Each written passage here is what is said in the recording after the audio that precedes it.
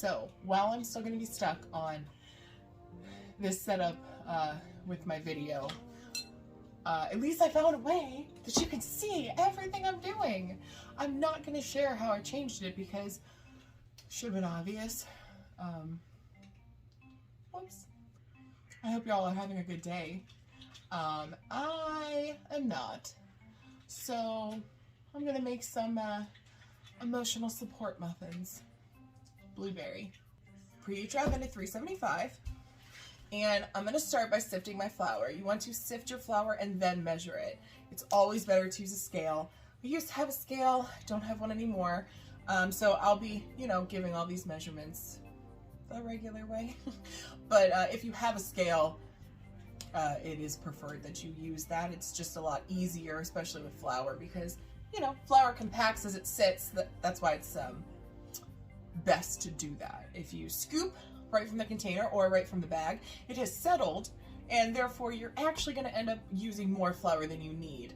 Okay, so the muffin is, it's not going to be like muffins you would get at a grocery store or a coffee shop or whatever it is. These are more like original muffins, so they're not sweet really. There's sugar in them, but they're not meant to be sweet. Muffins aren't meant to be essentially a cupcake without frosting, and that's kind of what they've turned into. So this isn't that. If you like very sweet muffins, then this just isn't going to be a good recipe for you. But they're delicious. I'm going to go ahead and I'm going to sift my dry ingredients. So I'm going to do the flour first. You can also use a food processor. If I had a food processor, I would use that. It's a lot faster. You can throw all your dry ingredients in there. You're going to pulse it a couple times and it's done. But I don't have that. So I'm going to do it this way, and I'm going to make a big mess. Didn't make that big of a mess. Okay, so now that the flour's sifted, I'm going to measure again from my sifted amount. So you need 2 1/4 cups of all-purpose flour.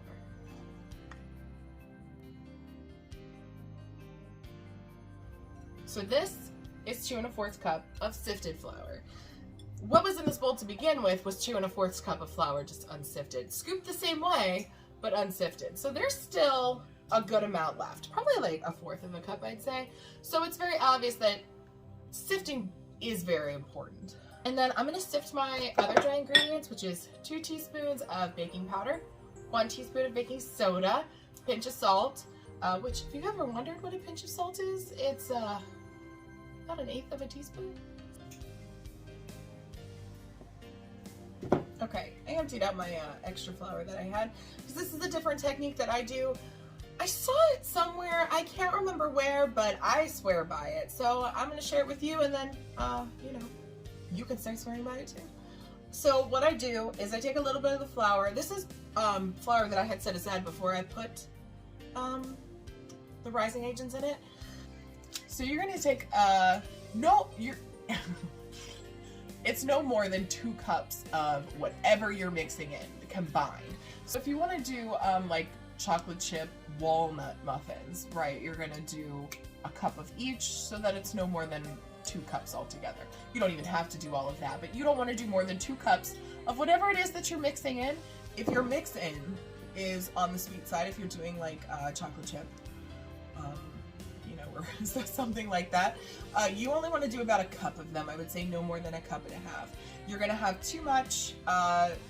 It's just, well, it's going to take you closer to a cupcake than from a muffin. And that's just more in the taste. Because, I mean, if you do it in this method, you're going to get the texture of a muffin. So anyway, back to this. You're going to take your fruit, freeze it, and then you're going to add it to a little bit of the flour, and you're going to coat it.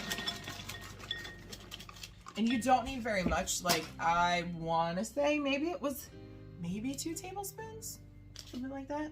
So you want to make sure that you're taking from the flour that you measured for the batter, so that even if it's just, it's just a little bit, but you don't want to do all this work and then have them messed up because you coated your blueberries in too many flours. Flowers. Okay, so this is what it looks like. Guys, I'm still super excited. You can see what I'm doing. Anyway, so the reason that we do this is it prevents the berries from sinking all the way to the bottom because nobody wants that. And since we want all of them incorporated nicely, by coating them in the flour, little particles of the flour are going to attach to other parts and they will suspend and be beautiful inside of the muffin. So it might seem pointless, and hey, there could be some times that just doesn't happen, that you could not mix them in flour and they still do that, and awesome. But this way, they always do that. Check out my sweet whisk. You see that? See that? It's like, oh, it's a rubber spatula edge. Brilliant! A half cup of vegetable oil, 1 cup of Greek yogurt. This is vanilla Greek yogurt. You could use plain yogurt. This was the only one that I had though, so I'm just gonna use the vanilla because vanilla and blueberry, delicious. So that was supposed to be a, that's strange. And then you need 1 whole egg, 1 egg yolk, and then it is a half cup of sugar. And remember, sugar is a wet ingredient. So we're gonna go ahead and mix them all together. So we're gonna get ready to combine everything. Now I have to say, it is very important that you don't use a mixer. Don't use a stand mixer, don't use a hand mixer. Just a whisk is good, okay? We don't wanna overmix this. There will be lumps, and that's okay because they will work themselves out while they bake. And it's very hard to walk away from it, I understand, but don't do it. Don't overmix it. We're gonna mix it now. So you take your wet, you're gonna add it into your dry. See? Here's some flour. It's okay. If by chance you've made this and you know, you're trying to prep for Christmas or whatever, and you've made it ahead of time, you can keep it in your fridge, airtight container, all that jazz. When it's time to use it, I would say probably no longer than a day though. I wouldn't keep it in there, and definitely don't freeze it. Put it in the fridge, and when you go to use it the next day, don't mix it. Leave it as it is, even though it looks real crazy. Leave it as it is, so you don't deflate any of the bubbles that have come up since it's sat. So remember that, because if you do that, are you listening? It's harder to get close to you from over here. Are you listening? If you do that, they will not rise because you killed all the bubbles. Don't do that. Okay, and rubber spatula, and you're gonna fold them in. We're going to make all the muffins. Spray them. You could butter and flour them, of course, as you do with cakes. This is a lot, and I don't want to do that, so I'm just gonna spray them. Go a little over, of course, because you don't want your muffin tops to stick. No, sir. When you fill your muffins, you're gonna fill them all the way to the top. This recipe makes a baker's dozen, not 2. But that's okay. So there's some things you could do. If this happens to you, might as well share it and avoid problems for you in the future. So you don't want huge empty parts on your pan because that's going to get really hot. Uneven baking and whatnot. So it's good to have them relatively in the same space like that. If you can't move it, like this was easy to move because it's a stiff dough. But let's say you just scooped 13 cupcake batter thingies. You can't move those as easily. That would be a mess. So what you can do is for the rest of them, you can fill them slightly with water. That will help to absorb the extra heat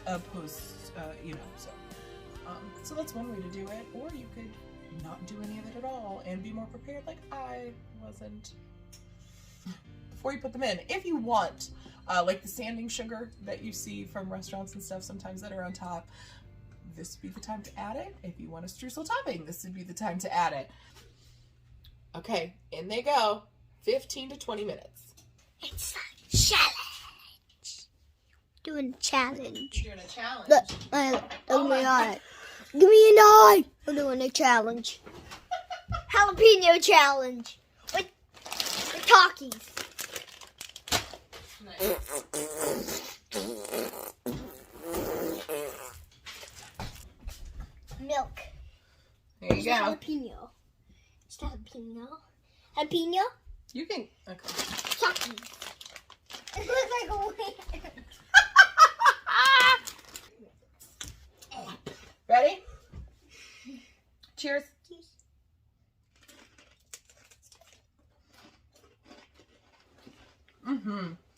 That's good. One of the best snacks. I have the whole thing in my mouth. A jalapeno with cream cheese, and then you stuff Takis in it. Oh my god, good! That done. I don't know what that accent was. Anyway, so now you're gonna take them out. Take them out as soon as you can, because we don't want soggy bottoms. Well, that's a, ooh. And right onto a cooling rack. So one last thing I want to share is if you take them out of the oven and they do not have rounded tops, but more of a peak to them, then your oven was too high. They might be okay, but there is also a higher chance that your moisture couldn't get out. So it's not really going to be the best crumb structure on the inside, but I bet it's still going to taste delicious. You could drizzle icing on top. And when I say icing, I mean like a milk powdered sugar scenario. So nothing super thick. I want to break one open for you. I want you to be able to see what the crumb looks like. I really like how the setup is, made it really easy to show everything, but then it makes it really hard when I want to get close to something because I'm like leaning all the way over the counter. But okay, here we go.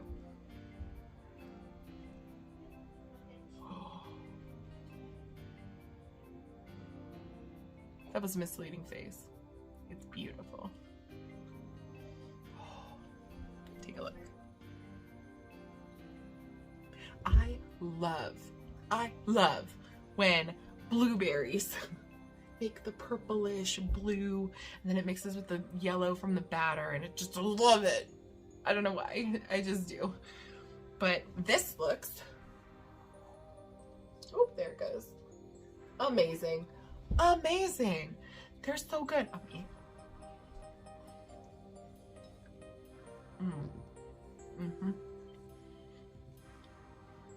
Oh man, it's so good.